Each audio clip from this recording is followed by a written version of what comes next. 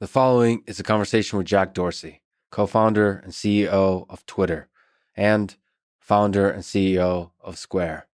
Given the happenings at the time related to Twitter leadership and the very limited time we had, we decided to focus this conversation on Square and some broader philosophical topics, and to save an in-depth conversation on engineering and AI at Twitter for a second appearance on this podcast. This conversation was recorded before the outbreak of the pandemic. For everyone feeling the medical, psychological, and financial burden of this crisis, I'm sending love your way. Stay strong. We're in this together. We'll beat this thing. As an aside, let me mention that Jack moved $1 billion of Square equity, which is 28% of his wealth, to form an organization that funds COVID-19 relief. First, as Andrew Yang tweeted, this is a spectacular commitment.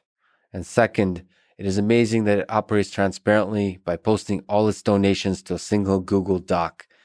To me, true transparency is simple, and this is as simple as it gets. This is the Artificial Intelligence Podcast. If you enjoy it, subscribe on YouTube, review it with 5 stars on Apple Podcasts, support it on Patreon, or simply connect with me on Twitter at Lex Friedman, spelled Fridman. As usual, I'll do a few minutes of ads now and never any ads in the middle that can break the flow of the conversation. I hope that works for you and doesn't hurt the listening experience. This show is presented by Masterclass. Sign up on masterclass.com/Lex to get a discount and to support this podcast. When I first heard about Masterclass, I thought it was too good to be true. For $180 a year, you get an all-access pass to watch courses from, to list some of my favorites, Chris Hadfield on space exploration, Neil deGrasse Tyson on scientific thinking and communication, Will Wright, creator of SimCity and Sims, both one of my favorite games, on game design, Jane Goodall on conservation, Carlos Santana on guitar, one of my favorite guitar players, Garry Kasparov on chess, Daniel Negreanu on poker, and many, many more. Chris Hadfield explaining how rockets work and the experience of being launched into space alone is worth the money. For me, the key is to not be overwhelmed by the abundance of choice. Pick 3 courses you want to complete, watch each all the way through. It's not that long, but it's an experience that will stick with you for a long time. It's easily worth the money. You can watch it on basically any device. Once again, sign up on masterclass.com/Lex to get a discount and to support this podcast. And now, here's my conversation with Jack Dorsey.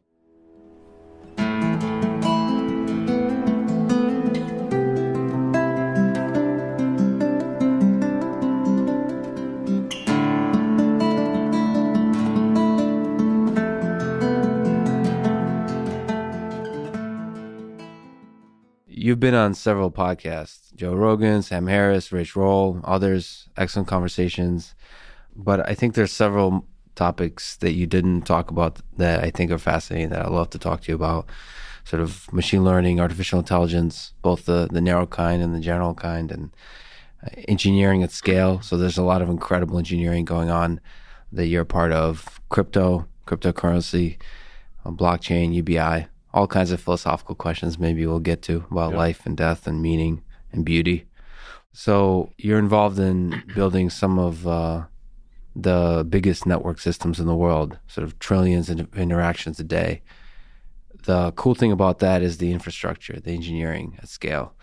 You started as a programmer with C, building. Yeah, so I'm a hacker. I'm not really an engineer. Not a legit software engineer. You're a hacker at heart. But to achieve scale, you have to do some, unfortunately, legit large-scale engineering. So how do you make that magic happen? Hire people that I can learn from, number one. I mean, I'm a hacker in the sense that my approach has always been do whatever it takes to make it work, so that I can see and feel the thing and then learn what needs to come next. And oftentimes what needs to come next is a matter of being able to bring it to more people, which is scale. And there's a lot of great people out there that either have experience or are extremely fast learners that we've been lucky enough to find and work with for years. But I think a lot of it, we benefit a ton from the open source community and just all the learnings there that are laid bare in the open, all the mistakes, all the success, all the problems. It's a very slow moving process, usually open source, but it's very deliberate. And you get to see, because of the pace, you get to see what it takes to really build something meaningful. So I learned most of everything I learned about hacking and programming and engineering has been due to open source and the generosity that people have given to give up their time, sacrifice their time without any expectation in return, other than being a part of something much larger than themselves, which I think is great. The open source movement is amazing. But if you just look at the scale, like Square has to take care of, is this fundamentally a software problem or a hardware problem? You mentioned hiring a bunch of people, but so it's not, maybe from my perspective, not often talked about how incredible that is to sort of have a system that doesn't go down often, that is secure, is able to take care of all these transactions. Like maybe I'm also a hacker at heart, and it's incredible to me that that kind of scale could be achieved. Is there some insight, some lessons, some interesting tidbits that you can say about how to make that scale happen? Is it the hardware fundamentally challenge? Is it a software challenge? Is it is it a social challenge of building large teams of engineers that work together, that kind of thing? Like what's the interesting challenges there? By the way, you're the best dressed hacker I've met. I think Thank you, by the way. Thank you. If the enumeration you just went through, I don't think there's one. You have to kind of focus on all, and the ability to focus on all that really comes down to how you face problems and whether you can break them down into parts that you can focus on. Because I think the biggest mistake is trying to solve or address too many at once, or not going deep enough with the questions, or not being critical of the answers you find, or not taking the time to form credible hypotheses that you can actually test and you can see the results of. So all of those fall in the face of ultimately critical thinking skills, problem solving skills. And if there's one skill I want to improve every day, it's that. That's what contributes to learning. And the only way we can evolve any of these things is learning what it's currently doing and how to take it to the next step. And questioning assumptions, the first principles kind of thinking, seems like fundamental to this whole process. Yeah, but if you get too overextended into, well, this is a hardware issue, you miss all the software solutions. And, vice versa, if you focus too much on the software, there are hardware solutions that can 10x the thing. So I try to resist the categories of thinking and look for the underlying systems that make all these things work. But those only emerge when you have a skill around creative thinking, problem solving, and being able to ask critical questions and having the patience to go deep. So one of the amazing things, if we look at the mission of Square, is to increase people's access to the economy. Maybe you can correct me if I'm wrong. That's from my perspective. So from the perspective of merchants, peer-to-peer payments, even cryptocurrency, digital cryptocurrency, what do you see as the major ways our society can increase participation in the economy? So if we look at today, in the next 10 years, next 20 years, you go into Africa, maybe in Africa and all kinds of other places outside of North America. If there was one word that I think represents what we're trying to do at Square, it is that word access. One of the things we found is that we weren't expecting this at all. When we started, we thought we were just building a piece of hardware to enable people to plug it into their phone and swipe a credit card. And then as we talked with people who actually tried to accept credit cards in the past, we found a consistent theme, which many of them weren't even enabled not enabled, but allowed to process credit cards. And we dug a little bit deeper, again, asking that question. And we found that a lot of them would go to banks or these merchant acquirers, and waiting for them was a credit check and looking at a FICO score. And many of the businesses that we talked to, and many small businesses, they don't have good credit or a credit history. They're entrepreneurs who are just getting started, taking a lot of personal risk, financial risk. And it just felt ridiculous to us that for the job of being able to accept money from people, you had to get your credit checked.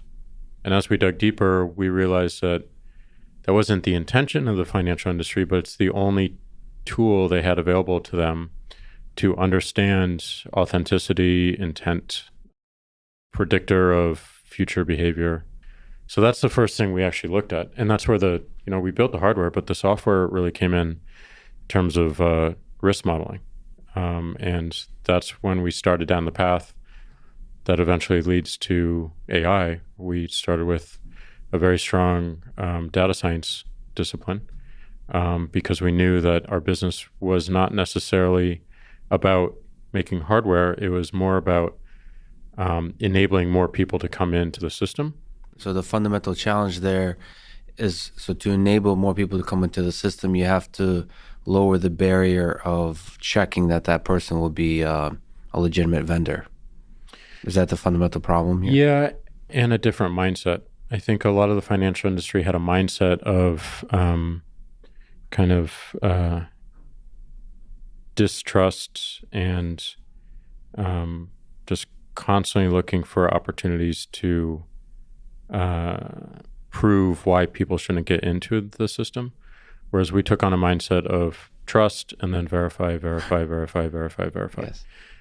So we moved, when we entered the space, only about 30 to 40% of the people who applied to accept credit cards would actually get through the system. We took that number to 99%. And that's because we reframed the problem. We built credible models. And we had this mindset of, we're going to watch not at the merchant level, but we're going to watch at the transaction level.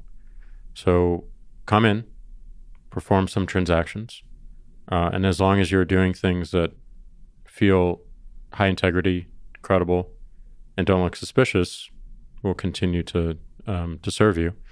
If we see any interestingness in how you use our system, that will be bubbled up to people to review, to figure out if there's something nefarious going on, and that's when we might ask you to leave.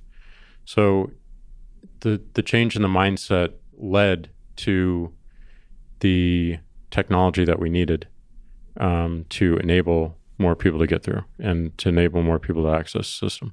What role does machine learning play into that in that context of you said, first of all, it's a beautiful shift.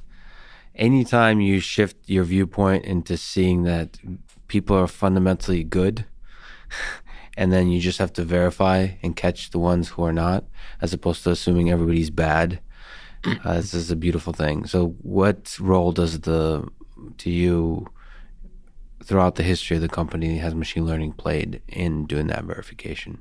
It was immediate. I mean, we weren't calling it machine learning, but it was data science. And then as the industry evolved, machine learning became more of the nomenclature, and as that evolved, it became more sophisticated with deep learning. And as that continues to evolve, it'll be another thing. But they're all in the same vein. But we built that discipline up within the first year of the company because we also had, we had to partner with a bank. We had to partner with Visa, MasterCard, and we had to show that by bringing more people into the system, that we could do so in a responsible way that would not compromise their systems and that they would trust us. How do you convince that this upstart company with some cool machine learning tricks is able to deliver on the sort of a trustworthy set of merchants?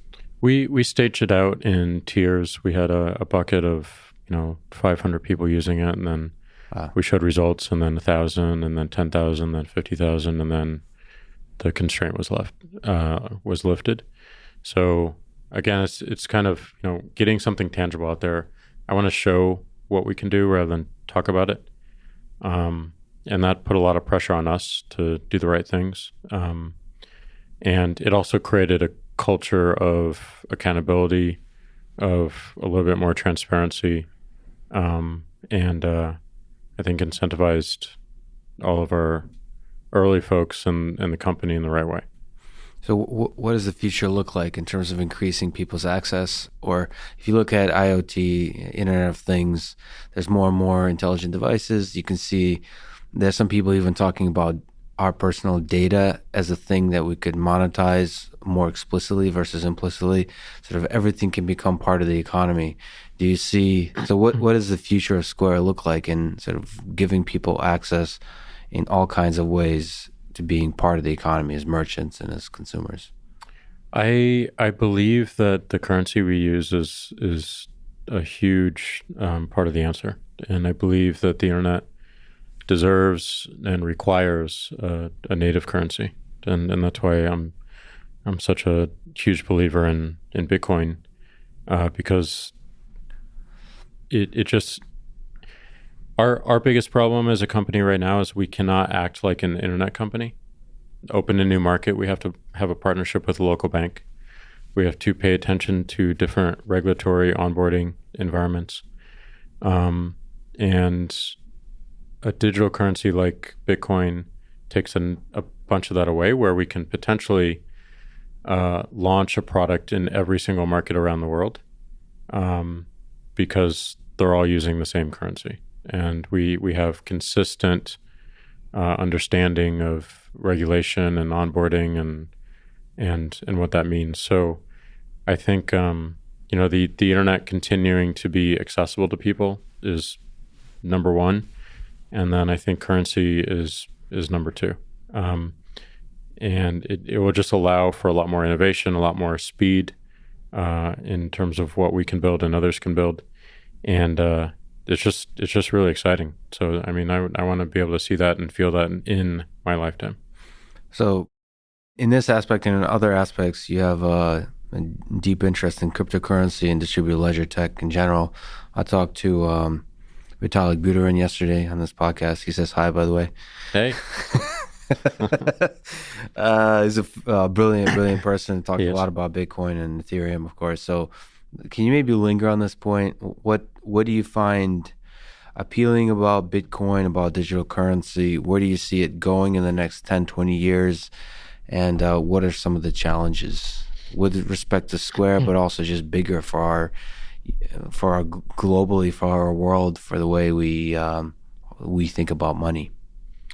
I think the most beautiful thing about it is there's no one person setting the direction. And there's no one person on the other side that can stop it. So we have something that is pretty organic in nature and very principled in its original design. I think the Bitcoin white paper is one of the most seminal works of computer science in the last 20, 30 years. It's poetry. I mean, it's it really pretty is. Cool technology. I mean, that's not often talked about. Sort of, there's so much sort of hype around digital currency, about sort of the financial impacts of it, but the actual technology is quite beautiful from a computer science perspective. Yeah, and the underlying principles behind it that went into it, even to the point of releasing it under a pseudonym. I think that's a very, very powerful statement. The timing of when it was released is powerful. It was a total activist move. I mean, it's moving the world forward in a way that I think is extremely noble and honorable and enables everyone to be part of the story, which is also really cool. So you asked a question around 10 years and 20 years. I mean, I think the amazing thing is no one knows. And it can emerge, and every person that comes into the ecosystem, whether they be a developer or someone who uses it, can change its direction in small and large ways. And that's what I think it should be, because that's what the internet has shown is possible. Now, there's complications with that, of course, and There's, certainly companies that own large parts of the internet and can direct it more than others, and there's not equal access to every single person in the world just yet. But all those problems are visible enough to speak about them, and to me, that gives confidence that they're solvable in a relatively short time frame. I think the world changes a lot as we get these satellites projecting the internet down to Earth, because it just removes a bunch of the former constraints and really levels the playing field. But a global currency, which a native currency for the internet is a proxy for, is a very powerful concept. And I don't think any one person on this planet truly understands the ramifications of that. I think there's a lot of positives to it. There's some negatives as well. Do you think it's possible, sorry to interrupt, do you think it's possible that this kind of digital currency would redefine the nature of money, so become the main currency of the world, as opposed to being tied to fiat currency of different nations, and sort of really push the decentralization of control of money? Definitely. But I think the bigger ramification is how it affects how society works. And I think there are many positive ramifications outside of just that. Money. Outside of just money. Money is a foundational layer that enables so much more. I was meeting with an entrepreneur in Ethiopia, and payments is probably the number one problem to solve across the continent, both in terms of moving money across borders between nations on the continent, or the amount of corruption within the current system. But the lack of easy ways to pay people makes starting anything really difficult. I met an entrepreneur who started the Lyft/Uber of Ethiopia, and one of the biggest problems she has is that it's not easy for her riders to pay the company, and it's not easy for her to pay the drivers.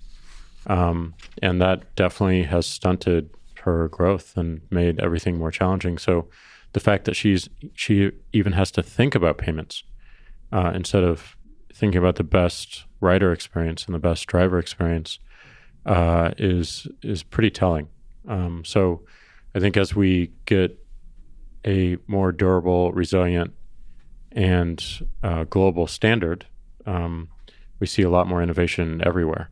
And I think there's no better case study for this than the various countries within Africa and their entrepreneurs who are trying to start things within health or sustainability or transportation, or a lot of the companies that we've seen here. So the majority of companies I met in November, when I spent a month on the continent, were payments oriented.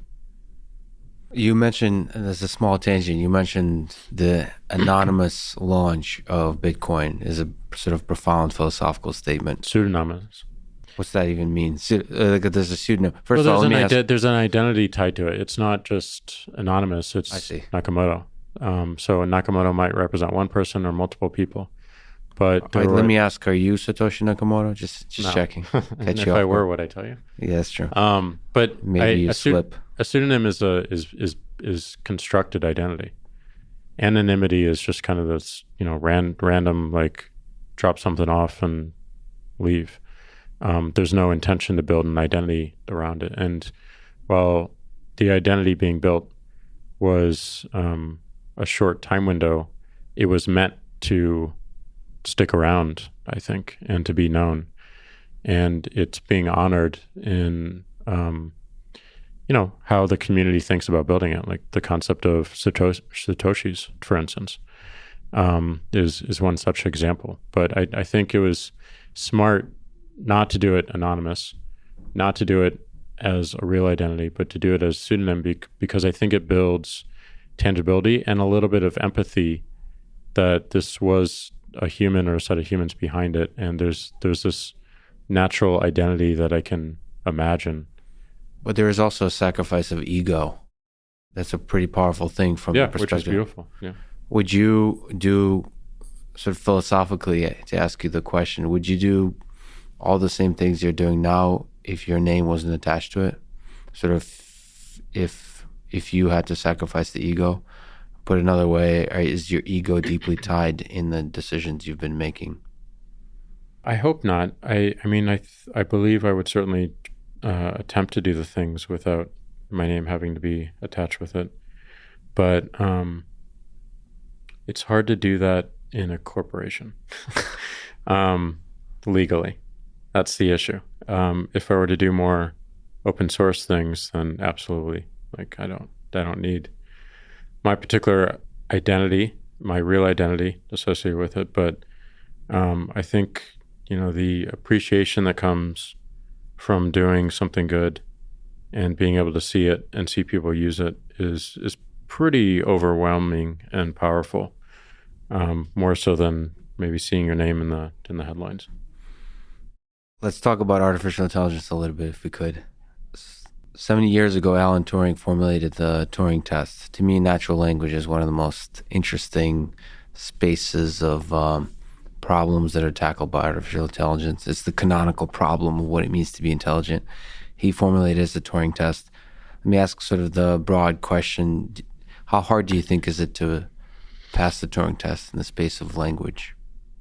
Just from a very practical standpoint, I think where we are now and for at least years out is one where the artificial intelligence, machine learning, the deep learning models can bubble up interestingness very, very quickly, and pair that with human discretion around severity, around depth, around nuance and meaning.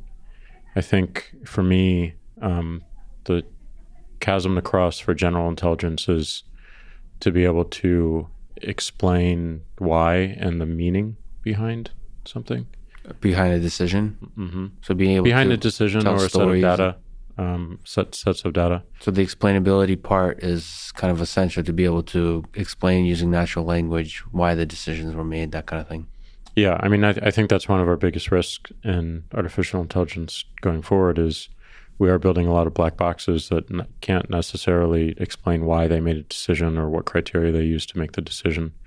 And we're trusting them more and more, from lending decisions to content recommendation to driving to health. A lot of us have watches that tell us when to stand. How is it deciding that? That one's pretty simple, but you can imagine how complex they get. And being able to explain the reasoning behind some of those recommendations seems to be an essential part. Although it's which is a very hard problem because sometimes even we can't explain why we make decisions. That's what I think we're being sometimes a little bit unfair to artificial intelligence systems because we're not very good at some of these things. Yep. Do you think, apologize for the ridiculous romanticized question, but on that line of thought, do you think we'll ever be able to build a system like in the movie Her that you could fall in love with? So have that kind of deep connection with. So, hasn't that already happened? Hasn't someone in Japan fallen in love with his AI? There's always going to be somebody that does that kind of thing. At a much larger scale of actually building relationships, of being deeper connections. It doesn't have to be love, but it's just deeper connections with artificial intelligence systems. So you mentioned explainability. That's less a function of the artificial intelligence and more a function of the individual and how they find meaning and where they find meaning. Do you think we humans can find meaning in technology in this kind of way? Yeah, 100%. And I don't necessarily think it's a negative, but it's constantly going to evolve. So I don't know, but meaning is something that's entirely subjective, and I don't think it's going to be a function of finding the magic algorithm that enables everyone to love it. But maybe, I don't know. But that question really gets at the difference between human and machine. So you had a little bit of an exchange with Elon Musk. Basically, it's a trivial version of that, but I think there's a more fundamental question of, is it possible to tell the difference between a bot and a human? And do you think if we look into the future, 10, 20 years out, do you think it will be possible, or is it even necessary to tell the difference in the digital space between a human and a robot? Can we have fulfilling relationships with each, or do we need to tell the difference between them? I think it's certainly useful in certain problem domains to be able to tell the difference. I think in others it might not be as useful. I think it's possible for us today to tell that difference. It's the meta of the Turing test. Well, what's interesting is I think the technology to create is moving much faster than the technology to detect. You think so? So if you look at like adversarial machine learning, there's a lot of systems that try to fool machine learning systems. And at least for me, the hope is that the technology to defend will always be right there, at least. Your sense is that... I don't know if they'll be right there. I mean, it's a race, right? So the detection technologies have to be 2 or 10 steps ahead of the creation technologies. This is a problem that I think the financial industry will face more and more, because a lot of our risk models, for instance, are built around identity. Payments ultimately comes down to identity. And you can imagine a world where all this conversation around deep fakes goes towards a direction of driver's license or passports or state identities. And people construct identities in order to get through a system such as ours to start accepting credit cards or into the Cash App. And those technologies seem to be moving very, very quickly. Our ability to detect them, I think, is probably lagging at this point. But certainly with more focus, we can get ahead of it. But this is going to touch everything. So I think it's like security. We're never going to be able to build a perfect detection system.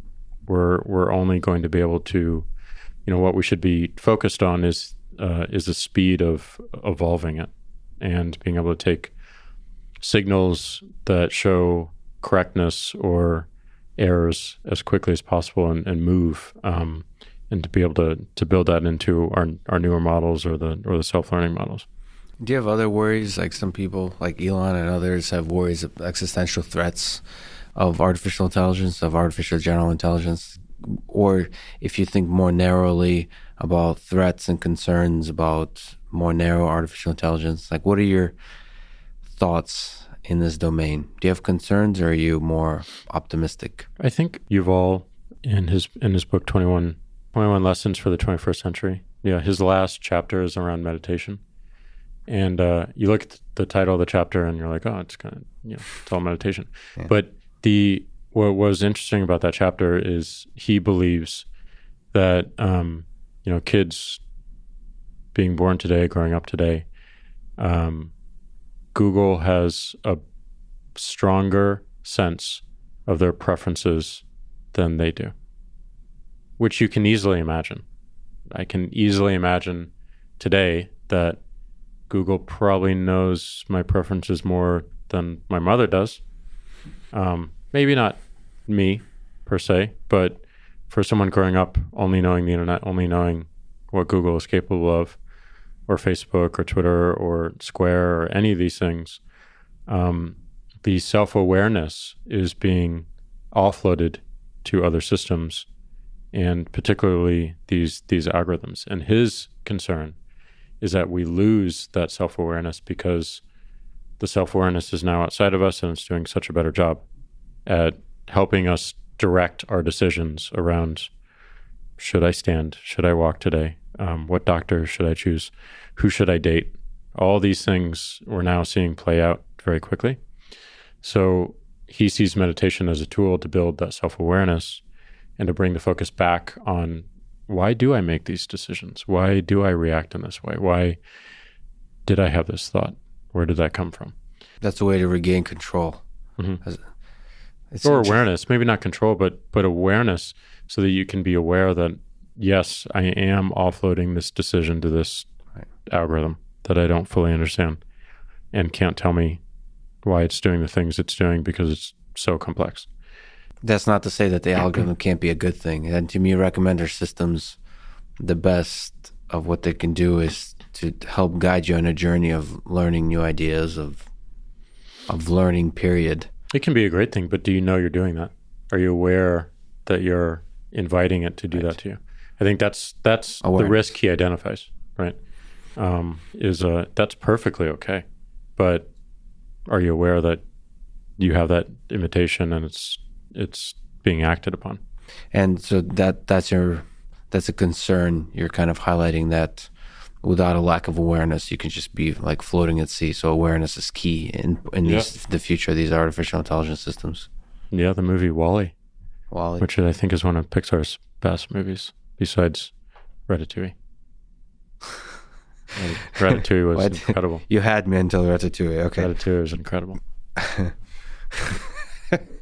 All right, we've come to the first point where we disagree. Okay. It's the entrepreneurial story in the form of a rat. I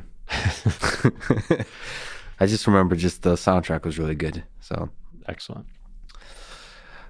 What are your thoughts, sticking on artificial intelligence a little bit, about the displacement of jobs? That's another perspective that candidates like Andrew Yang talk about. Yang Gang forever. Yang Gang. So he, unfortunately, speaking of Yang Gang, has recently dropped out. I know, it was very disappointing and depressing. Yeah, but on the positive side, he's, I think, launching a podcast. So really? Cool. Yeah, he just announced that. I'm sure he'll try to talk you into trying to come on to the podcast. I would love to. So, talk about Ratatouille. Yeah, maybe he'll be more welcoming of the Ratatouille argument. What are your thoughts on his concerns of the displacement of jobs, of automations, of course, there's positive impacts that could come from automation and AI, but there could also be negative impacts. And within that framework, what are your thoughts about universal basic income? So these interesting new ideas of how we can empower people in the economy. I think he was 100% right on almost every dimension. We see this in Square's business. I mean, he identified truck drivers. I'm from Missouri, and he certainly pointed to the concern and the issue that people from where I'm from feel every single day that is often invisible and not talked about enough. The next big one is cashiers. This is where it pertains to Square's business. We are seeing more and more of the point of sale move to the individual customer's hand in the form of their phone and apps and pre-order and order ahead. We're seeing more kiosks. We're seeing more things like Amazon Go. And the number of workers as a cashier in retail is immense. And there's no real answers on how they transform their skills and work into something else. And I think that does lead to a lot of really negative ramifications. And the important point that he brought up around universal basic income is, given that the shift is going to come, and given it's going to take time to set people up with new skills and new careers, they need to have a floor to be able to survive. And this $1,000 a month is such a floor. It's not going to incentivize you to quit your job because it's not enough, but it will enable you to not have to worry as much about just getting on day to day, so that you can focus on what am I going to do now, and what am I going to what skills do I need to acquire. And I think a lot of people point to the fact that during the industrial age we had the same concerns around automation, factory lines, and everything worked out okay. But the biggest change is just the velocity and the centralization of a lot of the things that make this work, which is the data and the algorithms that work on this data. I think the second biggest scary thing is just how around AI is just who actually owns the data and who can operate on it, and are we able to share the insights from the data so that we can also build algorithms that help our needs or help our business or whatnot. So that's where I think regulation could play a strong and positive part. First, looking at the primitives of AI and the tools we use to build these services that will ultimately touch every single aspect of the human experience. And then how data, where data is owned, and how it's shared.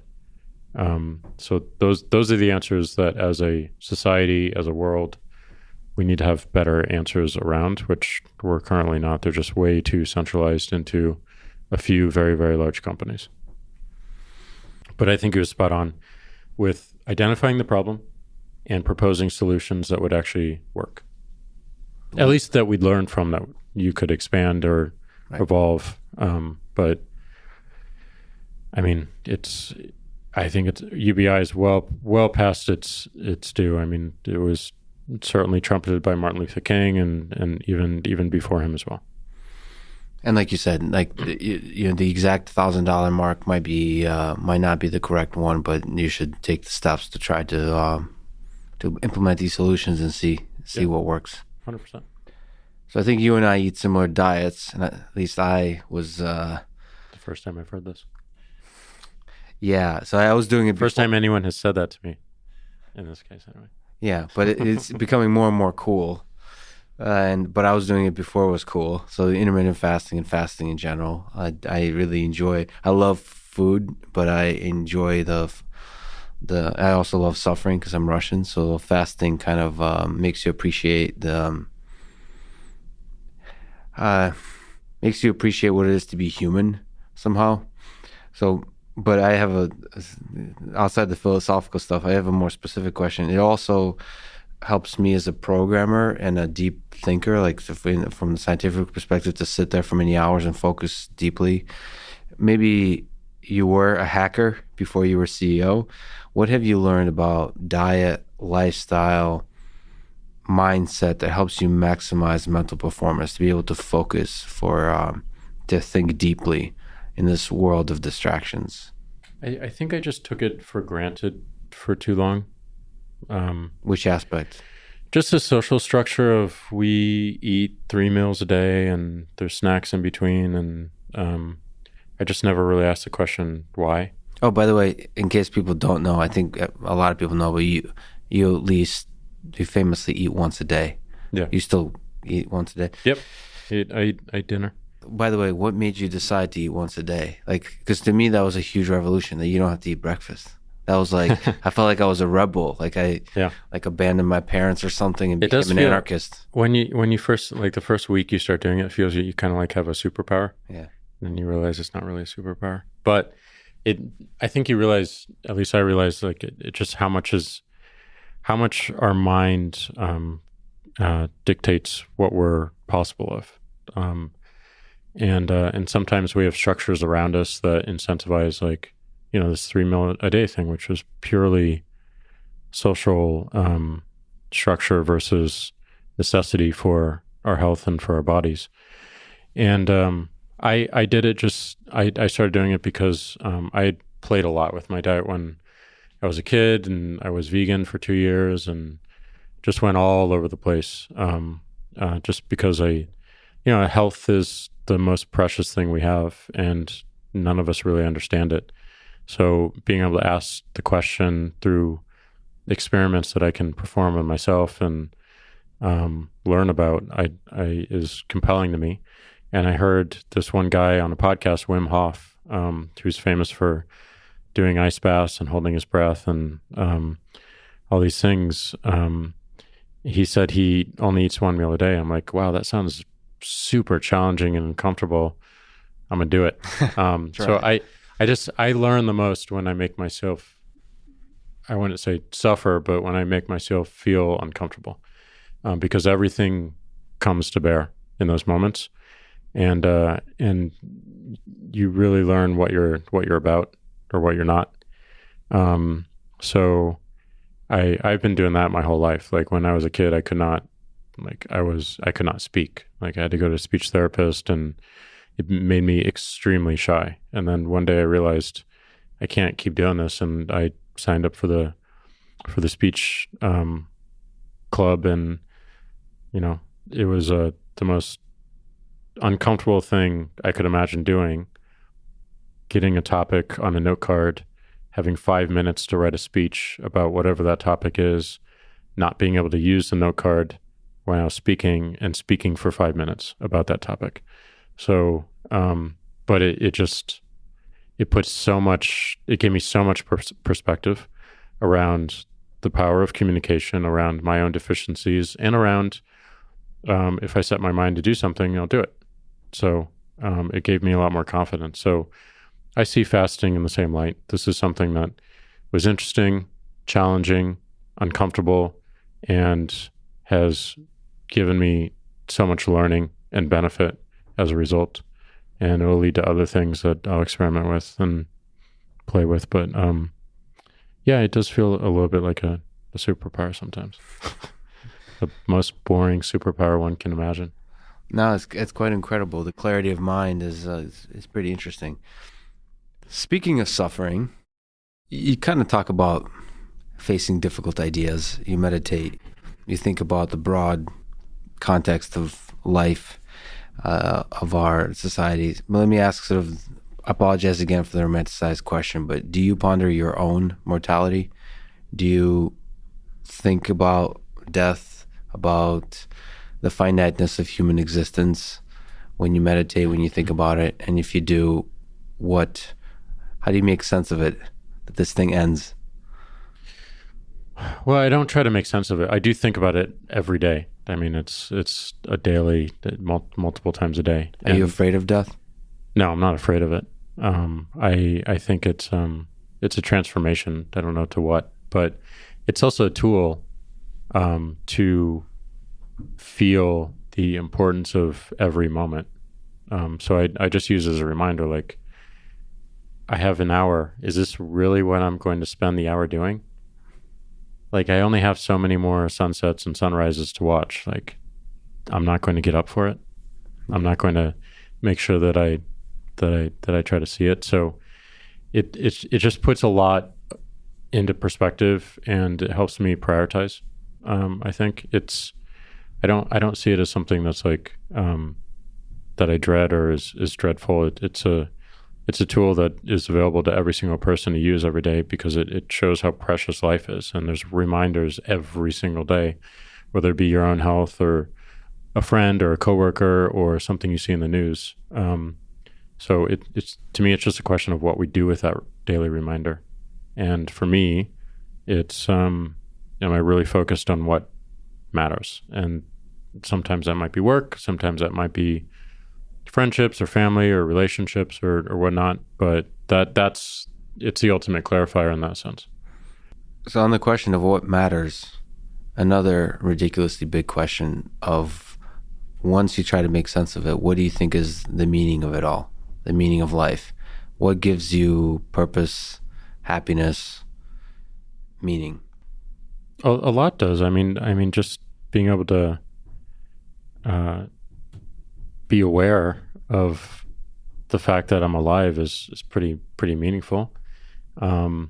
The connections I feel with individuals, whether they people I just meet or long-lasting friendships or my family, is meaningful. Seeing people use something that I helped build is really meaningful and powerful to me. But that sense of, I think ultimately it comes down to a sense of connection. And just feeling like I am bigger, I am part of something that's bigger than myself, and like I can feel it directly in small ways or large ways, however it manifests. Is probably it. Last question: do you think we're living in a simulation? I don't know. It's a pretty fun one if we are, but also crazy and random and wrought with tons of problems. But yeah. Would you have it any other way? Yeah. I just think it's taken us way too long as a planet to realize we're all in this together, and we all are connected in very significant ways. I think we hide our connectivity very well through ego, through, whatever it is of the day. But that is the one thing I would want to work towards changing, and that's how I would have it another way. Because if we can't do that, then how are we going to connect to all the other simulations? Because that's the next step, is like, what's happening in the other simulation? Escaping this one and spanning across the multiple simulations and sharing in and on the fun. I don't think there's a better way to end it. Jack, thank you so much for all the work you do. There's probably other ways that we've ended this in other simulations that may have been better. We'll have to wait and see. Thanks so much for talking today. Thank you. Thanks for listening to this conversation with Jack Dorsey, and thank you to our sponsor, Masterclass. Please consider supporting this podcast by signing up to Masterclass at masterclass.com/Lex. If you enjoy this podcast, subscribe on YouTube, review it with 5 stars on Apple Podcasts, support it on Patreon, or simply connect with me on Twitter at Lex Friedman. And now let me leave you with some words about Bitcoin from Paul Graham. I'm very intrigued by Bitcoin. It has all the signs of a paradigm shift. Hackers love it, yet it is described as a toy, just like microcomputers.